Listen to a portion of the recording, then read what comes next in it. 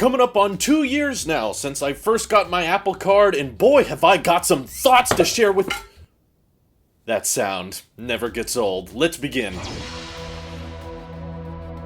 Well, the good news is that I'm happy to share the Apple Card I'm rocking today is the exact same Apple Card, the same titanium that I rocked 2 years ago. The scuffing and scratching on the bottom has actually not changed much, so maybe I was just too hard with it at the beginning of its life. Now that I've gone to just not flexing it and dropping it on tables all the time, it doesn't seem to make that big a difference. But what I can say I still love about the Apple Card 2 years later is the simplicity of the reward system. Dealing with the credit cards my wife still uses. I hate having to wait for your rewards to reach a certain threshold. I hate having to deal with points. And just having the simple daily cash back feature, even though it may not give you a ton of cash, it's still really nice to be able to take the rewards and use it to pay off the credit card every month, which is honestly what I do. It just lowers the overall credit card bill by just turning the cash back into what you pay off the credit card with. So it's just a universal 2% coupon thing wherever you go that has Apple Pay. I wish more places were supporting it, but it certainly has gotten better, especially after the pandemic. There's been a ton more places that are supporting Apple Pay by default, and especially on the web even. I've noticed a lot of different websites we've ordered stuff from now supporting Apple Pay. We get 2% back with that. Although Apple has not expanded on any really of the vendors that offer 3% cash back. It's pretty much exactly the same as it used to be. And near the end of 2019, they had a limited time 6% cash back on all Apple hardware, which I was really pumped for. And I was sad that they didn't do that again last year, but I might be in the market for a Mac later in the future, so if they do launch another 6% cashback for hardware, I will be very tempted to upgrade. But ultimately, they really haven't changed much with the reward system, and what they have changed is how many people can access this credit card. So a difference from last year, Apple now has Apple Card family sharing. So if you have a kid over the age of 13, you can actually grant them access to use your own Apple Card, and they can use it through their Apple Watch or through their iPhone, and you'll get notified if they ever spend anything. But I'm just more impressed that there's parents out there that are willing to give their kids credit card access. Who are you and why weren't you my parents? I would have abused that power so much. But the other option they've added with Apple Card family sharing is you can have co-owners. So this is something I was somewhat interested in because we put almost everything we buy on this credit card just because of the daily cash back, and it's my only credit card. I don't use any others. I don't want to do the higher tier credit cards that cost money per year because then you feel like you gotta spend money to utilize the rewards. I'm not about playing that mental game. I like the fact that this doesn't cost me anything. I'm still only buying stuff I would have bought anyway. I've never once saw the 3% cash back options and been like, ooh, let's go buy stuff there. I just spend like I normally spend, and because of that, all of our transactions are listed just within my wallet app, and me and my wife keep track of all of our expenses, so we load all of that into a spreadsheet. And because Apple, with all of their emphasis on privacy and security and not letting any of the transactions of this credit card go outward, we can't load it into our budgeting apps like Mint, and that means we have to manually enter all the transactions from this credit card into our spreadsheets, which I was thinking when they offered the co-owner thing, maybe I could just add my wife to the Apple Card real quick and then she could just see the transactions. I don't even really expect her to pay for things that often because we're always together. We're a one-car family. So I was basically just hoping to add her to the same transactions that I'm seeing so that she can enter the spreadsheet without having to borrow my phone. But as soon as we tried to do the co-owner thing, it does require you to enter the other person's social security because essentially you're looked at as equals. They want to have a credit card that's accessible to two people, and she didn't want to have another credit card added to her credit report. You know, she already has a couple credit cards on there that she doesn't want to get rid of because credit scores don't like it when you close credit card accounts and that type of thing, and she doesn't want more credit cards added on top of that. So we ended up just not doing it because she wasn't into the idea of the Apple Card being tied to both of our permanent records on this file. But one update from last year that took Apple way too long is that the Apple Card is finally now reporting to all three credit bureaus. When they first started, it was not reporting to any, and then it was like 6 months in, they started reporting to one, and then a year later they reported to another. Now finally, in August of 2021, they appear to be reporting to all of the major credit bureaus, so that's good. This makes it a very good credit card for people who are trying to build credit and they're young, especially if your parents let you sign up for the Apple Card at 13 by piggybacking through their account, of course. But even authorized users over the age of 18 can build up their credit file through their parents' Apple Card. I don't have children, so I can't demo that feature, but maybe I will just for that alone. And I'm still, of course, getting the question of, is the Apple Card good for first-time credit card applicants, and is it a good way to build credit? And the truth is, I honestly think out of all credit cards I've seen and messed around with and, helped other people sign up for, this one is by far the most simple, and I still will stand by that from my original review. Of all credit cards out there, Apple has really got the whole wallet app and the whole setup process down to be as minimal and simple as possible, and I have yet to see another bank or another credit card have an option that it's so simple to request a new card, it's so simple to make it the default at Apple, you can generate new codes, it's very easy to text someone if there's fraudulent charges, you can tap on a charge and say that's not me, and it's all built into iOS, so of course you gotta be kind of into the ecosystem for the Apple Card to work well for you, but I still think that for first-time credit card people, this would be an amazing free card to have because it's metal for one, which is all that matters, but it just makes all of the aspects of learning credit cards very, very easy to understand, and it makes it painfully hard to miss credit card payments. So if you want my advice, I would say, don't hold the balance on your credit card, don't put things on here that you couldn't buy anyway. My main reason for using a credit card is not to buy things I can't afford, it's to get cash back on things that I'm gonna buy anyway, and also to build up your credit score, to have better interest rates on loans in the future. The interest rates on the Apple Card are not very low, so I would definitely not recommend it if you're just hoping to get it and buy things you can't afford. But all of the notifications Apple puts in the wallet app to say like, hey, your bill is due here, you gotta make sure you pay at least this amount by this time. It doesn't try to trick you, it makes it very, very simple to understand when your next payment is due and all that. So I applaud Apple for making it very, very obvious and easy to understand how much you need to pay and how to make sure you don't get charged any interest fees. I definitely have never been charged a single penny of interest fees, so this card has literally done nothing but make me money, which I love. No other Apple service can say that. All the other Apple services either cost money or don't really make that big a difference in my life. Although, one criticism I will give the Apple Card after 2 years is that they seem to kinda want to sneak in advertising to the wallet app a little bit. Just a few days ago, I got a notification that was like, Apple Card users can enjoy Apple News Plus for 3 months free, and if you sign up with the Apple Card to this one Panera Bread subscription, you can get free coffee for a couple months or something, and it was very complicated, and it was just showing up in my default wallet app, and I was like, Apple, okay, I've been putting everything on this credit card, I've been doing everything through you, all of my debt is contained with Apple, and yet you want to throw more ads on me? You're like, hey, Panera sponsored this wallet app today. That kind of got me a little bit feeling weird, and I hope Apple doesn't get too comfortable with that. Also, I really don't care for Apple News Plus, and I don't need Apple to remind me to sign up for it, even though I already tried it, hated it, canceled it right away. So that's something you would kind of expect Apple to not have, You would anticipate that Apple, with all of their simplicity and minimalism, would just assume Apple Card is just gonna be free of ads and it's just gonna be really simple, but to open the app and get ads like that definitely felt a little weird. They have launched all of these crazy financing options so that all of these new Apple products you can pay for over 6 to 12 months. I've never once utilized that feature, even though the interest is 0%. I just don't like the idea of carrying a balance on the credit card month after month after month just because I want to pay for an Apple product slowly over time. I just didn't see the point. But overall, I'm happy that it's reporting to all the credit bureaus now. I'm still very happy with cash back. I love the simplicity of it. I'm pretty sure Apple's got a lifelong Apple Card user now. I don't see myself changing anytime soon. And I get tons of credit card ads in the mail constantly. Like, I think it should be illegal how many letters in paper and print is wasted just on ads for credit cards. And none of them have really offered any discounts that seem to be better than the Apple Card for me, because Apple Pay is almost everywhere, and I understand that some places you just can't have Apple Pay, like sit-down restaurants when you need to drop your card off with the waiter. They're never gonna support Apple Pay. They're gonna need a physical thing of some kind. And if you go on long road trips, you'll find some gas stations that probably have never even heard of Apple Pay. I still run into people 2 years later, and when they don't have Apple Pay and I hand them this card, they don't know what it is or how it works. They don't know how to swipe it, and they're like, whoa, what is this? You work for Apple? So I'm guessing the take rate on the Apple Card might not be super high, because I still run into people who have never seen it, and that's fine. You you can choose to get in debt in whatever way you want, but overall, I would say it's like a A-